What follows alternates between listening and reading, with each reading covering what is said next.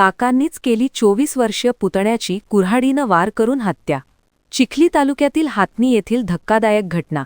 किरकोळ वादातून काकांनीच 24 वर्षीय पुतण्याची कुऱ्हाडीनं वार करून हत्या केल्याची धक्कादायक घटना चिखली तालुक्यातील हातनी गावामध्ये घडली आहे. या घटनेनं गावात एकच खळबळ उडाली आहे. विनोद रामचंद्र जाधव आणि 24 वर्षीय पुतण्या गोपाल अजबराव जाधव यांच्यामध्ये किरकोळ वाद झाला. वाद एवढा विकोपाला गेला की विनोद जाधव याने गोपाल जाधव यांच्या डोक्यात आणि छातीवर कुऱ्हाडीनं वार करून जखमी केले, ज्यामध्ये गोपालचा जागीच मृत्यू झालाय. घटनेनंतर आरोपी विनोद जाधव हा फरार झाला होता. मात्र चिखली पोलिसांनी अवघ्या 2 तासातच आरोपीचा शोध घेत त्याला अटक केली आहे.